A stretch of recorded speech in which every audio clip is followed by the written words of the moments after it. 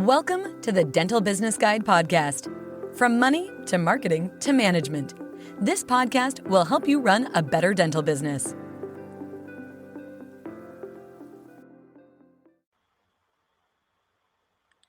Right. Hello, everybody. And this is Arun Mehra here on the DSO podcast today. And I'm delighted to have today Dr. Andrea Petterboznak on the call today. Hi, Andrea. How are you doing? Hi, fine. How are you? Good. So I'm good. I'm good, thanks. So, Andrea, where are you today? Where are you? Where are you based? I'm actually at home. You're at home, yeah? Yes. Finally. Finally. So where's home for you? Home is, I'd say Zagreb, the capital of Croatia. Well, just a small village outside of it. Okay, and so just give me a rundown of your day today. Where did you go? You said you traveled a lot today to me earlier. What have you been up to?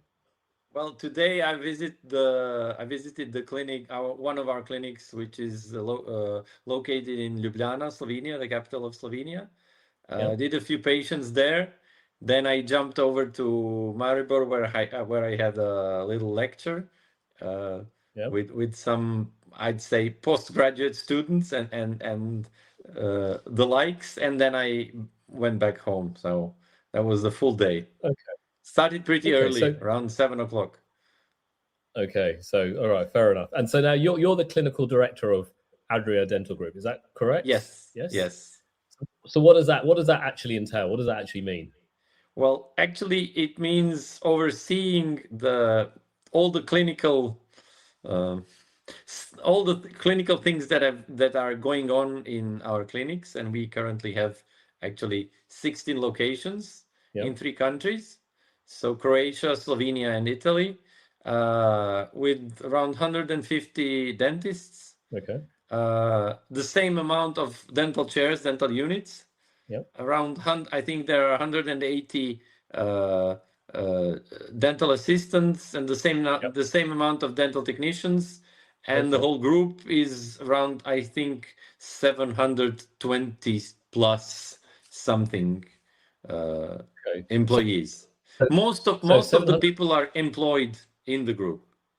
Okay, so 720 people across about 16 locations. So it's quite a large number. Each of your clinics are probably quite big. Am I right in saying that? How many chairs would a typical clinic? Well, a typical clinic would be between 10 and 12 chairs. We only have one clinic that has 4 chairs. That's the smallest one, and the biggest one has 23. Wow. Okay, 23 chairs. Okay, so I'm based here in the UK, and that's quite rare to have anything with even more than 10, to be honest with you. So when you're saying 23 chairs, it's like more like a hospital, I guess, as opposed to just a dental clinic. Correct? Yeah. Well, it's not a hospital. It's really a dental clinic. Okay. And it serves mostly Italian patients that come for a day visit. So they drive from Italy. It's located in Rijeka, and they drive for a day visit, do what they can do in this one day, and then they go back home. Okay. Because Croatia is pretty strong in dental tourism, especially thanks to the very close location to Italy. And in the beginning of 2000s, it was really an explosion of both clinics and patients coming over, because the quality of Croatian dentistry is very high. And this is something that Italian patients fairly early, they recognized that, and they have been using it ever since. So for the last, I would say, 25 to 30 years, there has been a substantial number of Italians crossing over the border, driving to Croatia, getting their teeth done. At that time, in the beginning, for just a quarter of the price. Today, the prices are pretty much similar. And what we have seen in the last year and a half, that we have a major switch from, at that time, small works, like fillings or small prosthetic works. We are now mostly doing full arch reconstruction, big reconstructions, makeovers, things like that. So this is something that our group has been focusing on. Okay. So historically, people would come from Italy for cost and quality, but now the cost is irrelevant. They're just coming for quality and and bigger ticket, higher quality, more complex treatments, correct? Yes, yeah, yes, because well, since I visit this clinic fairly often, I now see patients that, of course, they come back. So after I think 2 Saturdays ago I was there, and there were like 4 or 5 patients that came back, and they wanted their work done again. Okay. Because they've done it, I don't know, in 2001, 2002, 2003, and now it's time that they change it. So they just come for the quality that they have been experiencing for this amount of time. So why do you think Croatian dentistry then, you may be biased in your opinion, but why do you think it's seen as such a strong thing, say, from Italian customers? What makes Croatia different? I would say, well, for this answer, I have to go a little bit back in the history, and just give you an overview of the Croatian health system, how it's organized. You have like a public sector and you have private sector, meaning that you have a lot of, especially dentists, who just serve patients who pay out of the pocket. So they have no connection to the Croatian insurance fund that is part of the public health sector. So this is a group of doctors, of professionals who somehow wanted to stand out from the standard or I don't know how to say, but the normal, so to say, health sector. So they were always looking for some education. They were always investing in themselves. And naturally, with the well, there was a small amount of private dentists even back in Yugoslavia, but since the 1990s and the breakup of Yugoslavia, people were always looking towards the West. And I know stories of people who have now already retired, like my mom. They were always looking for some congresses or education somewhere in Germany or Italy to go there to learn new things and then implement them in Croatia. They were even smuggling material. I don't know. Was your mother a dentist? Yes, she's a retired dentist. Retired dentist. Okay, so let's go back to that. So was that a main reason for you to enter dentistry because of your mother, or what was the reason you entered dentistry? Well, I was thinking I was between medicine and dentistry. Then I realized, well, dentistry is something that once you finish, you can get your head into it and work immediately with because my grandfather was a medical doctor, and I remember his stories with all the postgraduate studies and things like that. So this was somehow boring. And maybe it seemed too much for me. And I've seen my mom working because she worked at home, and she also had her private dental office. And I've seen that that's something that you really very quickly start seeing what you're doing. Yeah. Okay. So then, but then I realized I will never work with her. That was also important. Yeah, well, working with your parents is never easy, I think. Yeah. So. And so obviously you trained as a dentist. You've now you're a clinical director overseeing, as you said, 150 dentists in a large growing DSO or dental group.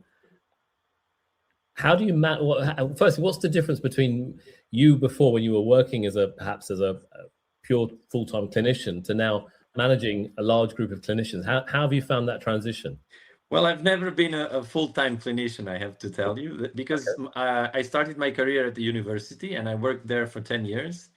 And then I went from the small assistant to the vice dean. Okay.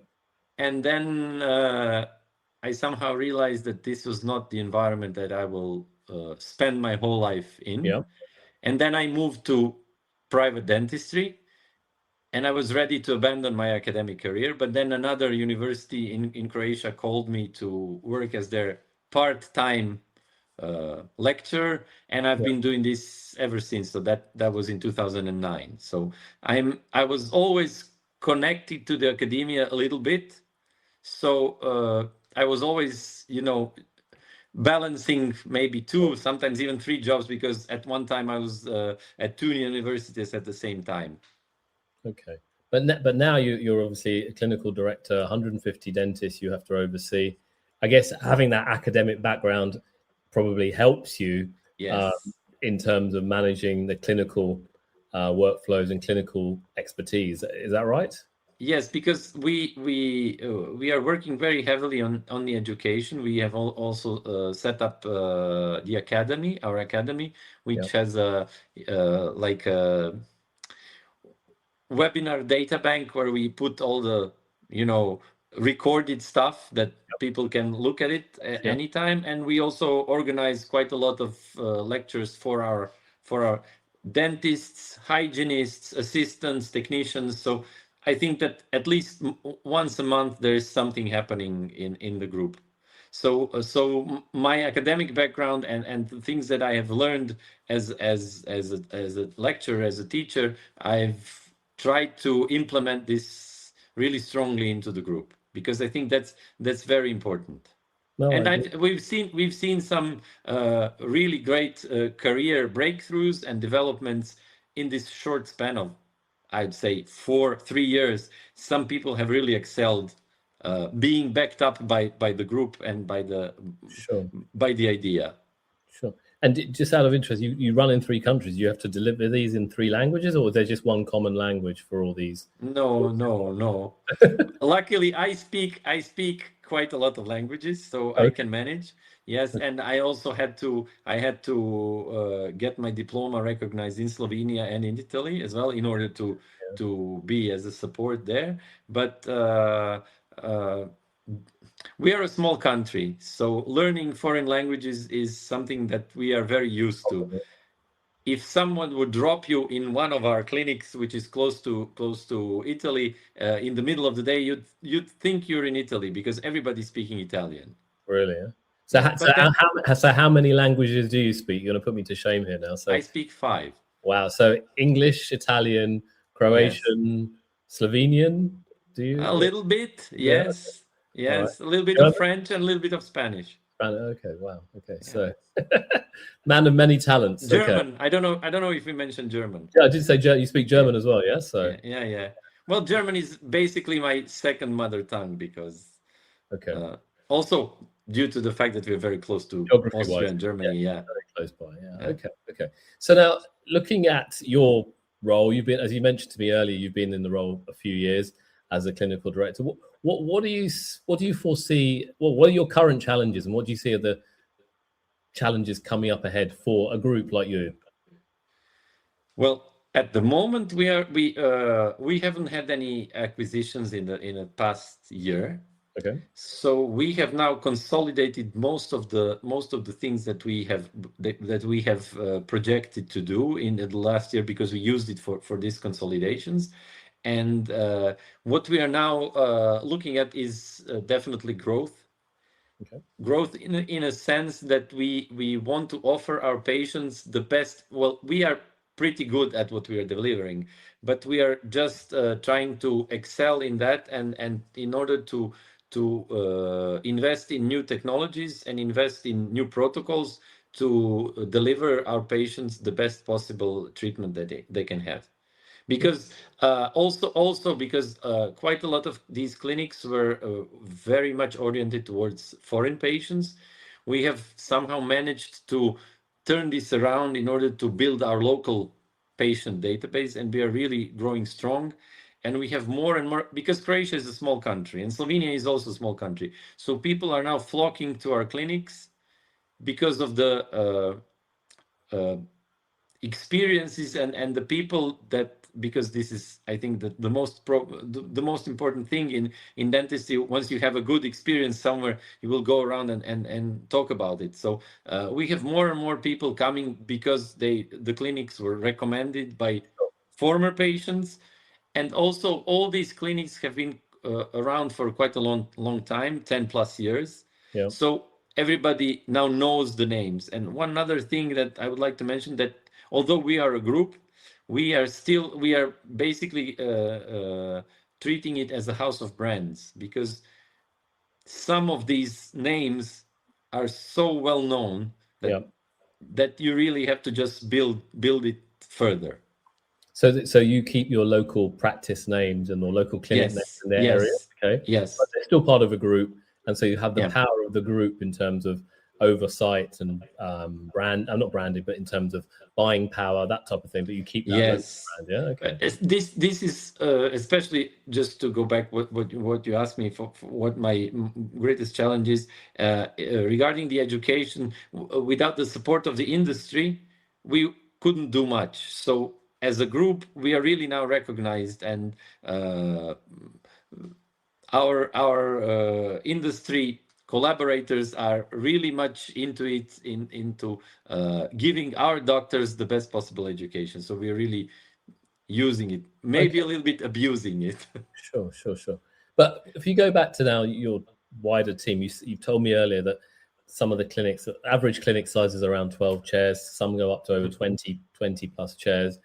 And you've got offer full discipline of treatment. Historically, it was dental tourism, but now you're offering not only that, but also to the local market, correct? Okay. Yes, well, some of the clinics were always, were built by the local patients. Yeah. Some of them relied heavily on dental tourism. But when COVID struck, this was really a blow, because some of the, especially the clinics in the western part, which were working with Italians, they closed overnight. Yeah. But they have all managed to switch to the local population and the local patients. Okay. So in some clinics, you still have a lot of foreign patients, but in most of them, it's either 50-50 or domestic patients in bigger percentage. Okay, all right. And so you've seen the growth of your group over the last few years, okay? And what I've seen in so many DSOs is that culture and leadership are paramount in such an organization. What do you do? What do you do as an individual? What do you do as a group to firstly keep team motivated, retain team, encourage team, develop team? What kind of things do you do? Well, the most important thing that me personally that I do is that I find also very important is visiting the clinics. Okay. So when you go over there, you talk to them, you discuss the challenges that they have, you solve their problems quickly. This is very important. For example, we had in one of the clinics, one of the colleagues, she had to switch the aligner system that she was using. Sure.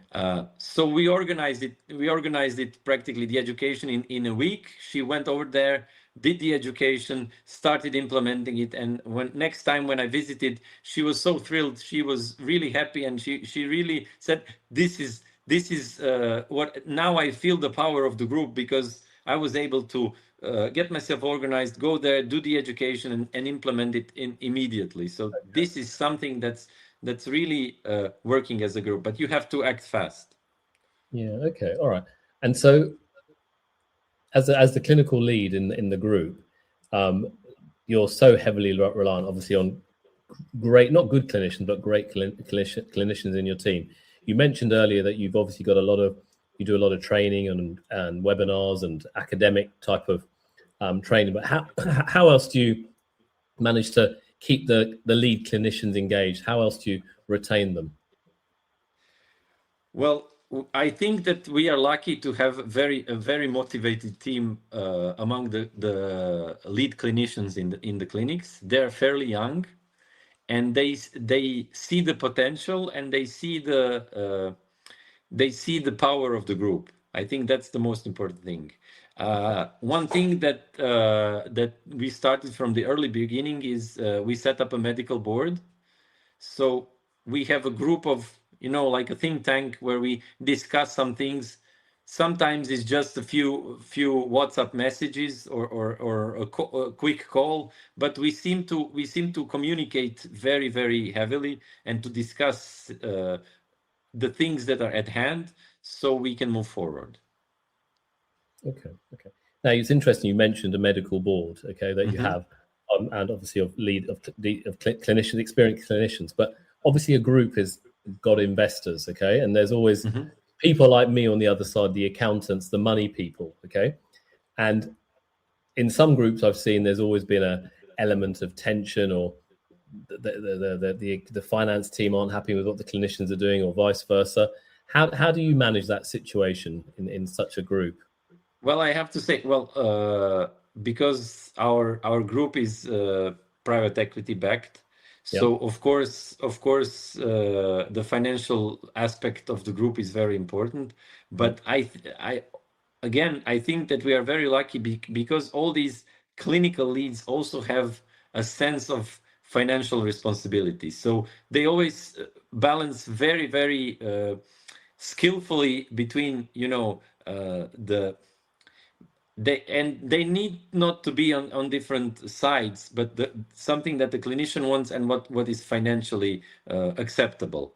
So we always try to discuss these things, and but also once the clinical side presents the arguments and really gives the reasons why something should be done in a way that it should be done, it's always accepted. So we have quite a freedom in deciding. And one thing that also attracted me to the group is that the investors and the backup from the private equity, they were always very straight in saying that the quality will never be put in question.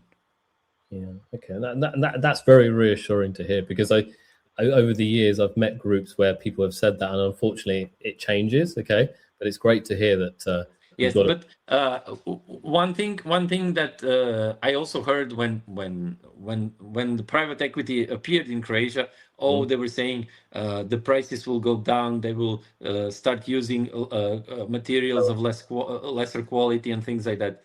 But it didn't happen. It didn't happen. We are still managing to maintain the quality. We are still using premium materials. And I have to say, we are among the most expensive clinics in the country. Sure. So our prices are not low. Sure. But I think that goes back to then finding the right partners to work with, the clinical team with the right private equity team. That's when that works. It's such a great to see, but there are occasions when it doesn't work as well. Okay. Yes, of course, yeah. I can imagine. Yeah. So I suppose, okay, we've been talking for 20 odd minutes already now. I don't want to take up too much of your time today, but no problem. It's very interesting just to hear what you're doing. But you mentioned earlier technology that you're implementing into your clinics. What kind of technology? Is it AI related? What kind of stuff are you doing? Well, when the group was founded, just I think out of 16 clinics now, I think that only 2 had maybe 1.5, I would say, had the digital protocol. Now all the clinics are using the digital protocol in all aspects of the clinical workflow. Okay. So we've switched in a year and a half. We've switched to basically not using any impression materials. Okay. And we have had producers calling us, what's going on? You're not ordering any impression materials, but we're basically not using them. You don't need anymore. Yeah. Yes, and what we've seen, but we've done this clinic by clinic, that some of them already were very heavily into zirconia works, but we have somehow managed to switch all of them to more zirconia works, and especially now with the development of these digital technologies in the lab and the milling machines, I think we currently have more than 30 milling machines in all the clinics. In all the clinics. Yes. Okay. And with the big reconstructions that we are working, we are now slowly but surely switching towards titanium bases with zirconia over it. And this is something that's more or less been done in the same way in all the labs, because we have 9 labs in the group. Okay. And they are also communicating very, very frequently, and also helping each other and looking for new solutions and discussing cases. So it's really a buzz also among the people in the labs. So interestingly, so that the lab is a large part of the business by the sound. Oh yes, right? The lab is we have our biggest lab is 1,200 square meters big. It's 70 technicians. Wow. Okay. And it has 2 3D printing machines. I think that they have more than 10 milling machines. So it's like a factory, really. Oh, yeah. Okay. Interesting. Yeah. So wow. So it's hand in hand. The technology, the labs, the clinicians, the investors, all kind of singing off the same hymn sheet here. Okay. Yes, they have the investors have somehow identified where to put their money. Yeah. 3D scanners, milling machines, digital technology. So this is something that's really turned around some of the clinics really, really strongly. Okay, all right. So now, just kind of just your viewpoint, really. I think I've fortunate enough to know many dental group owners, met many over the years. Some doing well, some not doing so well. What's the one mistake you've seen many groups make, though, in your experience and your expertise over the years? Well, I wouldn't say I haven't. I've spoken to some of the clinical directors because I've met them. Yeah. I think that one thing that is very challenging, and I wouldn't say it's a mistake. It's just a fact that when the clinicians are not employed, the doctors are not employed, so they basically working for themselves. Yeah. And when there's no, I would say group sense. Yeah. If you know what I mean, yeah, they sense that they belong to a group, then it's not moving forward. Yeah, interesting. So it's that culture, isn't it, being part of something? Correct. Yes. But because now after these 4 years, for example, today I had a situation in one of the clinics. There was a patient that need to be a surgical. They had to place some implants, but there was no free doctor. So we called the doctor from another clinic. When he finished his shifts, he went over to the other clinic and did these 2 patients. So this only happens if you feel that you belong to a group. Sure. And therefore, in the way you're set up, are your dentists all employed by the group? Yes. Okay, so they're actually employees, as opposed to most groups that have things like associates where they have a kind of a distant relationship with it. You're right, they're kind of self-employed. So that culturally does change things. When they're part of something, they're not thinking about something else. They're part of the whole organization, which I think you're right. And that leads into the whole culture, and that definitely leads into how you lead the team. Oh, how interesting. Okay. So is that quite common in Croatia to have groups like that, or is it? No, we are the only. Well, I think there's only one other that is mixing medical and dental together, but we are the only dental group. Okay, that has that kind of employment type of angle to it. Well, most of the doctors in Croatia are employed. Okay, but they are also owners. So there's yeah. Okay. So now, just kind of wrapping this up. If you were starting your career again, or starting a dental group from scratch today, okay, with everything that you know now, what would you do differently in the first 12 months? I would get rid of the owners quickly. Yeah. Okay. Former owners. Yeah, former owners. Yeah. Okay. Yeah. As quickly as possible. Why? Yes. Because I think in a clinic that has substantial size, the owner is not so important anymore. I mean, the business goes on. It doesn't matter who is the owner. Yeah. So just removing or just putting him aside or giving him some other thing to do than manage the clinic that he has built makes you gives you free space to reorganize the clinic in a way that you want it to be reorganized. And you have to reorganize because it's not one entity anymore, so it's part of something else. Sure. Okay. And then one final question, Andrea. If a dentist is listening to this tonight and wants to make one change tomorrow morning to start building their group bigger, better, higher performing, what's that one thing they should be doing, in your opinion? they should hire someone who will take care of their finances. Okay. All right. Okay. Because All right. I don't think that, well, some dentists are really good into finances, but most of them focus too much on the clinical work and love the clinical work too much in order to have time, space, and the energy for the managing part. So hiring and finding someone who will manage the clinic, who you will discuss it with, that's the most important thing if you want it to grow. Yeah, well, I agree, and I think I echo that. As an accountant myself, I think I've seen it. I married a dentist. I'm still married to a dentist, and her biggest weakness was the financial side, and that's how I started off my business, from her weakness. So it's very interesting that you see the same thing as well. Even yes, definitely. Because today there is so many things that you have to take care in the clinical part that you basically don't have the time for this as well. Yeah. And the clinical time is, as you said, it's getting harder and harder and more complex, and technology and all these things are evolving. So you need to have good people, business people around you to help you. Well, and if that person is then has the